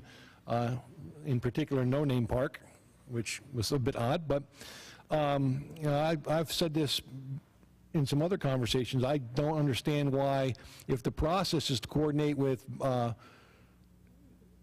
both Bexar County and Comal County, or Bexar County 911 and Comal County and Guadalupe County, to ensure that we don't have inappropriate names, duplicate names, things like that. I would say that if we're going to go down the avenue of, that was pretty funny, down the avenue of naming streets after individuals, I think that process ought to start with someone like TSAC. We have a Traffic and Safety Advisory Commission that looks at safety issues and how they affect the community. I think that would be an appropriate place for, if we had a street name that was under the auspices of the city to name, I think they would be the right place to start that process and propose ideas to the community. But with regards to the one that's on the agenda tonight, I kind of agree that Cibolo Valley Drive is probably the right way to go, and just have a continuation all the way through, ultimately up to 2252. From a practical standpoint, that is the simplest, because we don't have to have a new name approved, which has a time responsibility. Cibolo Valley Drive's already adopted an official name, and it is a continuation, which is a good factor when you're crossing highways. A highway is not a bad spot to change if you have to, but if you don't have to change a street name, it does help from a public safety standpoint. Specifically, you know, you bring up a good point, specifically because it crosses 35. Now you're looking at the potential of having signs on 35 that say somebody street this way, Cibolo Valley Drive the other way, instead of having just one sign on 35 that says Natural Bridge Caverns, Roy Richard Drive. Yeah, this is Cibolo Valley Valley Drive. Councilmember Hayward. When everyone was saying that we should have one name for a road, we go right out here, we got Borgfeld, and it's El Bell, and then Arrow. It's got 3 different names, and it's a continuation of a street. So to me, that's not complicated, and where I live out by 1103, it's 1103 or Hubertus. I mean, we're making it like it seems like it's complicated and we need to keep one name. To me, we've given up, and it's not to stick a nose or whatever, a finger in Cibolo Valley. My whole thing is we had them change the name because we had too many Wiederstein roads. To me, this gives homage to someone who did something in the city, because in the library, there is no Eric White library, there's no Eric White conference room, there's nothing there unless we're going to do that. And if TSAC can come up with a name, fine, but I'm just going, let's not keep saying we got to have something for the sake of something when we've got all these different roads that have different names, and even on 35 when you've got 2 different names. Like we said, 3009 and then, you know, going the other way. I'm like, we've got all these roads that have that. If you go down 35, there's a ton of them there, so it's not uncommon to stop a name of a road and pick up another name because it is going into another city. And I'm just not understanding that, because we keep saying roads can't have multiple names, and we have a ton of roads around here that have multiple names, and it's a thoroughfare road.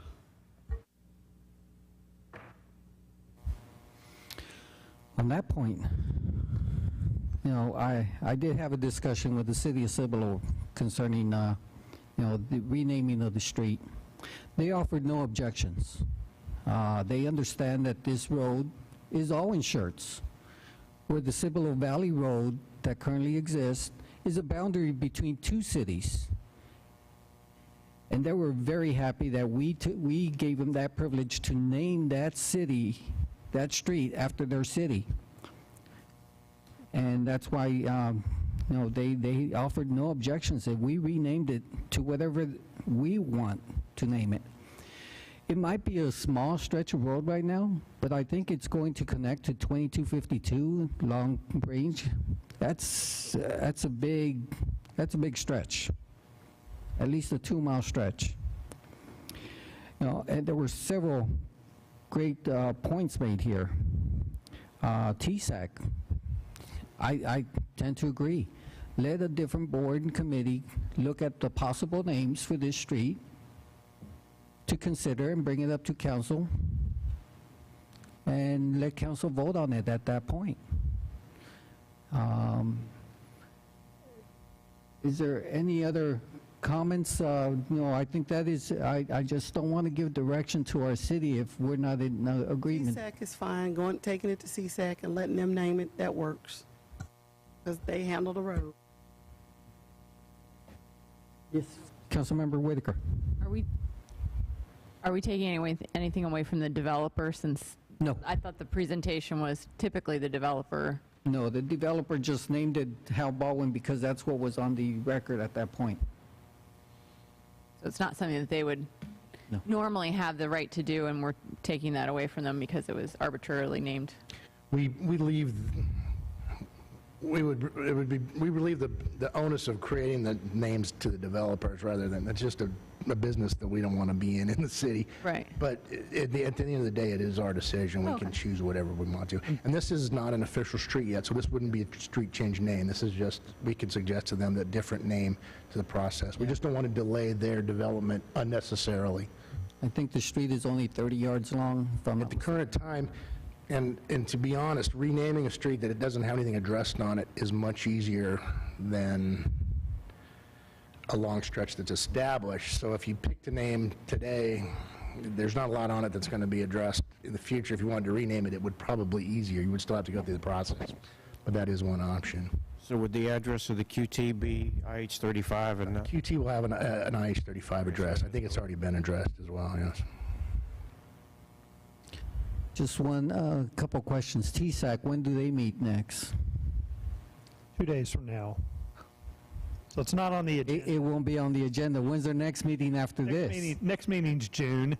Would that be plenty of time for QT? That's plenty of time for Q2, I think, yeah. I can go ahead and apply for approval because the Bear Metro and this would be Comal County have a backlog as well. So I can go ahead and start that process. They approve a name, we don't have to use it immediately. It gives us the option to it. Is that the direction this council wants to make? I've seen some, I think it's going to TSAC. And then it'll be brought back to council with a name. All right. Council, any other comments? Other comments? Okay, we'll go down the, we'll go down the roll call confirmation, I believe, right? Let's go ahead and address number 6 before we do roll call confirmation. Item number 6 is information on our billing process, and this information is on your packets that has been provided to council and available for public viewing at our website, schertz.com. With that, our Deputy City Secretary, Sheila Edmondson, will provide us a roll call confirmation on items 1, 2, and 3. Thank you, Mayor. Item number 1, it was the consent acceptance of the SSLGC minutes. Councilmember Hayward made a motion. Councilmember Brown seconded it. Mayor Pro Tem Scagliola voted yes. Davis, Whitaker, Dolly, Hayward, and Brown all voted yes. Motion passed 6-0. Item number 2, it was Resolution 22R43. Councilmember Whitaker made a motion, seconded by Councilmember Davis. Mayor Pro Tem Scagliola, Davis, Whitaker, Dalla, Hayward, and Brown all voted yes. Motion passed 6-0. And item number 3, there was no action. Item will be brought back to council. It's oh, there it is. All right. We'll continue with any further announcements. Dr. Brown, any additional announcements? Just want to thank the police department for the successful event at the animal care facility over the weekend. They had a nice sort of a housewarming and adoption event over there on Saturday, so appreciate that, and I understand there were quite a few adoptions, so congratulations to them. Okay. I do also have one additional announcement. Council, you all received this on the dais, so we can get a couple of teams together for the cornhole tournament. Find a partner, and let's represent this council and see if we can get competitive and beat some of our city staff on this cornhole competition. All right. With that, council, any possible updates or information requested from staff? Council, any possible items you'd like to place on a future agenda? All right, announcements by council. Mayor Pro Tem Scagliola. Yeah, last week I attended the remembrance for Scott Titterington. Our thoughts and prayers are with Miss Maggie. That's all I have, sir. Councilmember Davis. Nothing tonight, sir. Councilmember Whitaker. Also, I attended the memorial. It was a really nice service. And thank you, Dr. Brown, for including me on the Chamber Golf Tournament. And thank you to the fire department for providing the actual golfers on our team. Thank you. Councilmember Dalla. I didn't get to attend the remembrance ceremony, but I did get to attend the celebration of life afterwards for Scott Titterington, and condolences to Maggie and her family on that. Also attended the Coffee with the Chamber on Friday, and then also stopped by the animal care facility on Saturday. Checked out the new HVAC system and the paint work that they got going on in there. It's looking really good. Councilmember Hayward. Yes, last week I attended the TML Risk Pool Board meeting. It was a lot of information, and some of it was fire hose moments.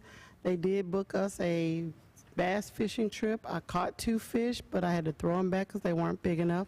But I had a lot of fun and was able to network with a former city manager from Lancaster. I also attended the animal service grand reopening. Walked in, I was like, oh my gosh, I love the air conditioning. It's really nice in here. From having our committee meetings there and having the loud air conditioners or having to turn them off, we got pretty warm in there. And just taking a tour and seeing that they're going to change the color from yellow to a more neutral color, I think will be calming for the animals, in my opinion. I also attended the Chamber Golf Tournament. I was a volunteer at the daily drive hole. I got there at noon, and it was a lot of fun coming up with the people that were golfing that daily driver. And today I attended the ribbon cutting for 4NE1 entertainment at the Chamber, and that is all. Okay. Councilmember Brown.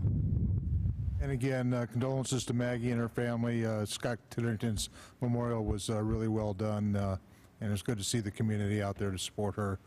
She's such a strong person for us. Other than that, couldn't make some of the other events, but I did get out to the golf tournament on Monday, and I did bring home the longest drive trophy. All right, the time is now 8:02. We stand adjourned.